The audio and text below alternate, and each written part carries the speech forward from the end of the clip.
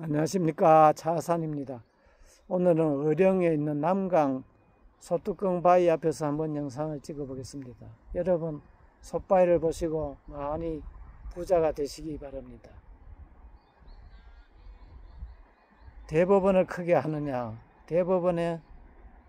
대법관이 아닌 법관을 둬서 크게 하느냐, 이 두 가지 안에 대해서 설명을 들었습니다.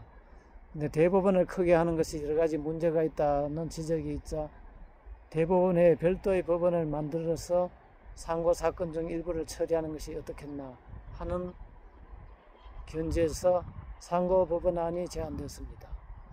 대법원에서도 최정영 대법원장 시절과 양승태 대법원장 시절에 상고 법원안이 아주 구체적으로 논의된 바가 있습니다만 다 자초하고 말았습니다. 그 원인은 어디에 있을까요? 이 안의 가장 큰 맹점은 최고법원인 대법원의 판단을 받을 권리가 헌법에 보장되어 있기 때문에 상고법원의 판단에 대해서는 다시 헌법 위반이라는 이유로 대법원에 올라가는 것을 막을 수가 없기 때문에 사심제로 변한다는 것이 첫 번째 안입니다. 우리 현행 형사소송법이나 민사소송법에도 특별항고 제도가 있습니다.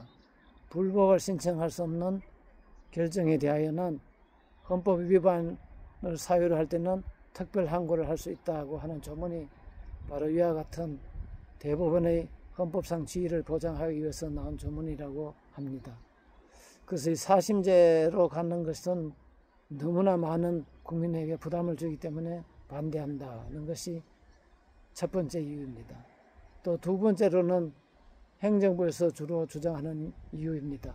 고급 법관을 너무 양산을 하면은 비용 부담이 많고 또 법관의 관료화를 초래하여서 사법 독립에 큰 장애 요인이 된다. 법관도 결국은 고급 법관으로 승진하기 위하여 대법원장의 눈치를 볼 수밖에 없기 때문에 대법원으로부터의 독립이 이루어지지 않는다. 이것이 주로 법무부와 경제부처에서 주장되어 온 이유입니다.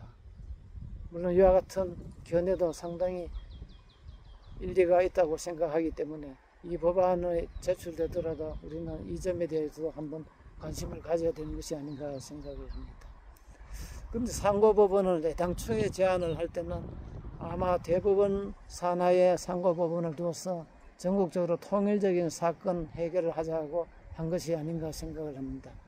그런데 각 지방에 있는 변호사들은 이왕 상고법원을 만들 바에는 고등법원 소재지마다 상고법원을 만들어서 처리를 하는 것이 합리적이다 하여 지방에도 상고법원을 설립을 해달라는 안을 줄기차게 주장을 하여 왔습니다. 전국에 상고법원이 설치된다면 결국 법령 해석이나 사건 처리의 어떤 통일성은 많이 저해될 수가 있지 않을까 하는 우려도 우리는 생각해 볼 수가 있습니다. 또 상고법원을 만들면 적어도 100명 이상의 법관이나 연구관이 소요가 되는데 10년 내지 20년 이상의 경력을 가진 많은 법관들이 상고법원으로 올라가 버린다면 1심과 2심은 더 상황이 나빠지는 것이 아닌가 이런 또 우려도 할 수가 있습니다. 그래서 이러한 방책도 과연 현재 상황에서 가장 최선의 방책인가 하는 점에서 저는 상당히 의문점이 많다고 생각을 하여 왔습니다. 감사합니다.